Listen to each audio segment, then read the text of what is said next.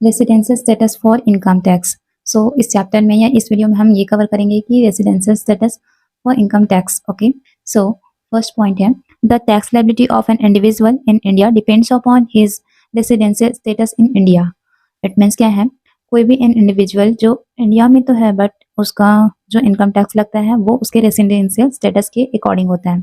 So the tax liability of an individual in India depends upon his residential status in India. Residential status always determined for the previous year because we have to calculate total income previous year only। यहाँ पे second point पे बताया गया है कि residential status always previous year के लिए ही determine किया जाता है बिकॉज हम जो है इनकम टैक्स जो कैलकुलेट करते हैं वो प्रीवियस ईयर के लिए ही कैलकुलेट करते हैं। इसी वजह से रेसिडेंशियल स्टेटस भी हम किसका डिटरमाइन करते हैं, प्रीवियस ईयर का ही। Third, citizenship of country and residential status of a country are separate concept. यानी कि यहाँ पे जो सिटीजनशिप एंड रेसिडेंशियल स्टेटस जो है दो अलग अलग टर्म है, दोनों एक दूसरे से एकदम डिफरेंट है। यानी कि इसका कोई लेना देना नहीं है रेसिडेंशियल स्टेटस से और रेसिडेंशियल स्टेटस का सिटीजनशिप से कोई लेना देना नहीं है। सो यहाँ पे सेपरेट कॉन्सेप्ट है दोनों के बीच में। A person may be Indian citizen but may not be a resident of India. Means क्या है, अ पर्सन मतलब एक पर्सन जो है इंडियन सिटीजन हो सकता है but may not be a resident of India. वो इंडियन सिटीजन तो है बट क्या है, रेसिडेंट ऑफ इंडिया नहीं हो, ऐसा भी हो सकता है। On the other hand, a person may be a foreign citizen but may be a resident of India. अगर उसके अपोजिट डायरेक्शन में देखें तो एक व्यक्ति क्या हो सकता है, फॉरेन सिटीजन हो सकता है but may be a resident of India, वो जो इंडिया का निवासी हो सकता है। सो that is clear concept. Because यहाँ पे सेपरेट जो कॉन्सेप्ट मैंने क्लियर किया वो इसके थ्रू मैंने समझा दिया। नेक्स्ट हम देखेंगे classification of residential status of an individual. So this is classifying in two way. First is a resident and second thing is a non-resident. सकते हैं रेसिडेंट भी दो भाग में डिवाइड किया गया है। One is resident and ordinary resident, जिसको हम सिंपली शॉर्ट में बोल सकते हैं ROR, that is resident and ordinary resident. Second thing is a resident but not ordinary resident, इनको शॉर्ट में बोल सकते हैं RNOR। RNOR बोल सकते हैं, resident but not ordinary resident. What is resident? An individual is said to be resident if the satisfies any one of the following two conditions। नीचे दो आपके दो कंडीशंस दिए हुए हैं जिसको हम बेसिक कंडीशन या जनरल कंडीशन भी कहते हैं। कंडीशन वन कहता है stay in India for 182 days और more in the relevant previous year. It means क्या है, ये जो प्रीवियस ईयर का हम जो इनकम टैक्स कैलकुलेट करते हैं, सो यहाँ पे रेलिवेंट प्रीवियस ईयर का मतलब ये है कि प्रीवियस ईयर से और जो पहले वाला ईयर्स है उसमें मिनिमम जो है इंडिया में रहना कितना जरूरी है, 182 डेज और मोर, 182 या उससे ज़्यादा रह सकता है। तो ये कंडीशन यदि फॉलो कर रहे हैं तो वो हो सकता है रेसिडेंट। एंड सेकंड कंडीशन यहाँ पे कहा जा रहा है stayed in India for 60 days और more in relevant previous year plus 365 days और more during 4 previous year but immediately preceding the relevant previous year. It means क्या है, स्टेड इन इंडिया 60 डेज, कौन से प्रीवियस ईयर की बात कर रहे हैं, relevant previous year. Previous year का जो उससे पहले वाला जो ईयर है उसको हम रेलिवेंट प्रीवियस ईयर कहते हैं। उसमें जरूरी है 60 डेज प्लस 365 डेज कब के, प्रीवियस 4 ईयर्स, यानी कि रेलिवेंट प्रीवियस ईयर के पहले के 4 ईयर्स में जो है 365 डेज और मोर रहने की जरूरत है बट इमीडिएटली जो है प्रीसीडिंग रेलिवेंट प्रीवियस ईयर होना चाहिए। इट मीन्स क्या है, जस्ट प्रीवियस ईयर के पहले का ही होना चाहिए। तो ये दो कंडीशंस हैं जिसको हम बेसिक या जनरल कंडीशन भी कहते हैं। सो यहाँ पे हमने पढ़ा था an individual is said to be resident if the satisfies any one of the following condition. यदि क्या है, इन दोनों में से कोई एक कंडीशन को फॉलो कर रहे हैं, एक व्यक्ति, person means individual, so that is resident.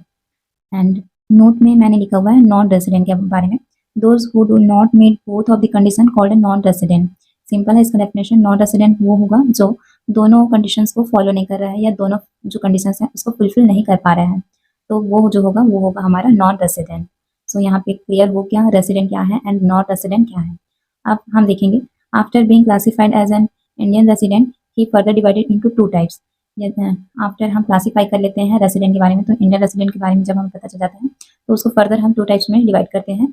One thing is ROR, जिसे हम बोलते हैं resident and ordinary resident, and second thing is resident but not ordinary resident. So हमने जैसे इंडियन रेसिडेंट फाइंड आउट किया, यहाँ पे इंडियन रेसिडेंट जो है इंटू टू पार्ट्स में डिवाइड हो गए हैं, ROR एंड RNOR। सो यहाँ पे हम देखेंगे what is ROR and what is RNOR। What is ROR?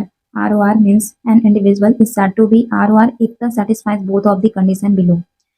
ये ROR means resident ordinary resident जिसकी हम बात कर रहे हैं, वो क्या करता है, नीचे जो 2 मैंने कंडीशंस लिखे हुए हैं, यदि दोनों को वो फुलफिल करता है, यानी both of the condition satisfies, यानी कि ये 2 कंडीशंस मैंने लिखे हुए हैं, इनको यदि फॉलो करता है तो वो होगा ROR and another thing is RNOR। So first condition जिसे हम बोलते हैं एडिशनल कंडीशन, एडिशनल कंडीशन का जो फर्स्ट है वो है stayed in India for at least 2 out of 10 previous year but immediately preceding the relevant previous year. इसमें ये है कि जो 10 प्रीवियस ईयर हैं उनमें से कम 2 साल जो है इनको इंडिया में रेसिडेंट होना पड़ेगा, 2 साल। तो ये फर्स्ट कंडीशन था। Second condition is state in India for 730 days और more during 7 year but immediately preceding the relevant previous year. इसका मतलब ये है कि मिनिमम जो है 730 डेज रहने पड़ेंगे पिछले जो 7 ईयर्स हैं उनमें। तो इस तरीके से 2 अलग अलग कंडीशंस हैं, यदि दोनों को फुलफिल कोई इंडिविजुअल कर रहा है सो वो कौन सी कैटेगरी में आएगा, ROR कैटेगरी में आएगा। And another thing is if any, मतलब RNOR को यदि हम समझे तो यहाँ पे है if any individual fails to satisfy even one of the given condition he would be RNOR। Means इसका मतलब ये है कि कोई व्यक्ति या कोई इंडिविजुअल जो है इनमें से कोई भी कंडीशन को फॉलो नहीं कर पा रहा है या फुलफिल नहीं कर पा रहा है, so he would be an RNOR। ओके, so that is clear what is ROR and what is RNOR, so that is clear to you। अभी हमने देखा residential status for an individual, अब जो हम देखेंगे वो residential status for HUF। HUF stand for Hindu undivided family. सो यहाँ पे हम रेसिडेंशियल स्टेटस किसके बारे में पढ़ने वाले हैं, HUF के बारे में। So first, when is HUF is said to be a resident in India and non resident in India। सो यहाँ पे हम देखते हैं कब हम HUF को रेसिडेंट मानेंगे एंड कब हम उसको नॉन रेसिडेंट की कैटेगरी में रखेंगे। सो यहाँ पे भी कुछ टर्म्स लिखे हुए हैं, what is या what to said to be resident in India। So HUF के लिए resident in India का मतलब ये है when the control and management of its affair is situated in India that is resident in India। Okay, means क्या लिखा है यहाँ पे, जब क्या होगा, कंट्रोल एंड मैनेजमेंट का अफेयर जो है सिचुएटेड इन इंडिया, इंडिया में सिचुएटेड रहेगा। ऐसे अफेयर्स जो क्या है, कंट्रोल एंड मैनेजमेंट इंडिया में सिचुएटेड है, सो that is resident India. But another thing is when the control and management of its affair is situated outside India that is non resident India. मतलब यहाँ पे control and management जो है India के बाहर हो रहा है, सो that is non resident in India. ये किसके लिए है, किसके रिस्पेक्ट में हम बात कर रहे हैं, HUF के रिस्पेक्ट में। ओके, सो इसका भी क्लासिफिकेशन किया जाएगा जब फाइंड आउट करेंगे रेसिडेंट और नॉन रेसिडेंट। जब रेसिडेंट होगा, रेसिडेंट ऑफ इंडिया होगा, तो HUF भी जो है 2 कैटेगरी में डिवाइड होगा। Classification of resident of HUF, Hindu undivided family को भी हम 2 पार्ट्स में डिवाइड कर रहे हैं, ROR and second is RNOR। So when the family manager means karta meets the both additional condition, 2 हमने कंडीशन पिछले अभी हमने इंडिविजुअल के लिए जो है ROR के कॉन्सेप्ट में पढ़ा, वही कंडीशन यदि फुलफिल कर रहा है करता या फिर family manager, so that is ROR। And second thing is RNOR। What is RNOR? Family manager means karta does not satisfy any one और both of the additional condition, so he would be an RNOR। he does not satisfy any one or both of the additional condition, so that is RNOR। okay, so मैंने यहाँ पे बता दिया कि individual and HUF के residential status के बारे में। अब हम और भी इसके अंतर्गत हैं उनको डिस्कस करते हैं। नोट मैंने लिखा हुआ है, except individual and HUF classified into 2 category such as ROR and RNOR।